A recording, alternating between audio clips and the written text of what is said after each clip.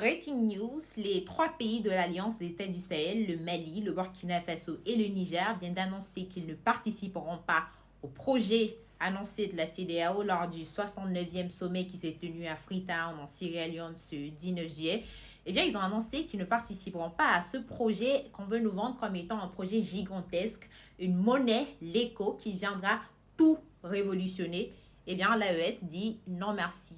On ne veut pas perpétrer un système néocolonialiste qui continue de maintenir nos pays dans le sous-développement. Et je vais vous donner 2 ou 3 raisons pour lesquelles, eh bien, l'éco, c'est juste le nom qui change. Le franc CFA, comme vous le savez, qui était auparavant une monnaie pour les colonies françaises et puis qui après a changé pour devenir communauté financière. Enfin, vous l'aurez compris. Aujourd'hui, on a changé de nom, tout simplement parce que la monnaie, premièrement, va toujours être imprimée en France. Donc Emmanuel Macron, sa bande de Françaises là-bas va toujours, sont eux qui vont toujours imprimer nos billets. Deuxièmement, il sera toujours adossé à l'euro.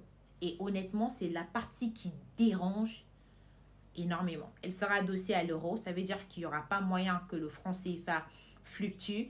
Et je ne sais pas si je vous en ai parlé auparavant. La monnaie, c'est faire un bénéfice sur une monnaie. C'est justement quand elle a cette possibilité d'être échangée et de pouvoir varier en matière de coût. C'est-à-dire quand elle monte, les économistes peuvent dégager des bénéfices.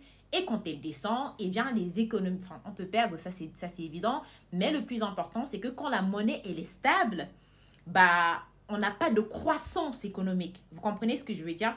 On a peut-être une certaine stabilité en matière du prix du franc CFA par rapport à l'euro, puisque, et déjà, l'écart est énorme. Un franc CFA, vous le savez, ça coûte 650 euros. Et ce sera la même chose pour l'éco. Ça ne change pas grandement. C'est nous qui devons encore écoper. En réalité, ce qui se passe, c'est quoi? C'est que tous les pays qui utilisent le franc CFA, d'accord? Écoutez très très bien. Et ce sont les économistes qui en parlent à travers de nombreuses recherches et de nombreux livres que j'ai pu lire. Les économistes détestent le franc CFA. Pourquoi? Parce qu'en réalité, elle stabilise l'euro au détriment des pays africains. Puisque on dit que c'est l'euro qui stabilise le franc CFA, ce n'est pas le cas en fait. C'est que c'est le franc CFA qui stabilise l'euro. Donc nous, combien de pays africains qui utilisent le franc CFA?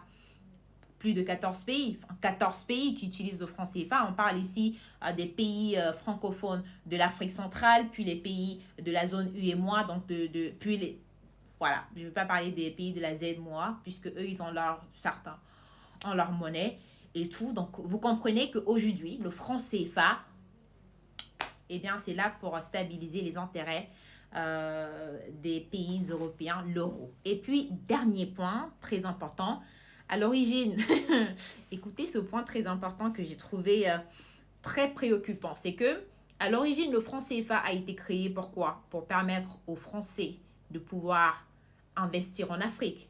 Pourquoi? Parce qu'à l'époque, les Français considéraient que investir en Afrique, c'est un peu risqué, pourquoi s'y rendre et tout. Donc, l'État colonial français a trouvé un moyen pour leur dire que nous, on vous garantit une certaine stabilité en Afrique en matière de monnaie à travers le franc CFA.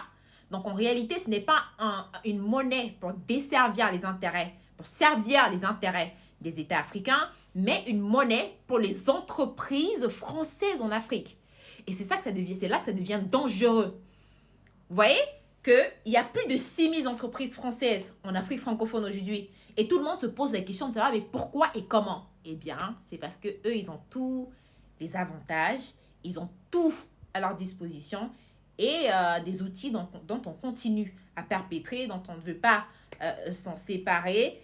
Et malheureusement, ce sera toujours le cas de l'éco, cette fameuse monnaie révolutionnaire qu'ont présenté les chefs d'État, ou bien les chefs d'État, quand même dire le professeur Franck Agnamsi. En tout cas, dites-moi dans les commentaires ce que vous en pensez. On continuera de suivre de près cette soi-disant monnaie qui date déjà depuis...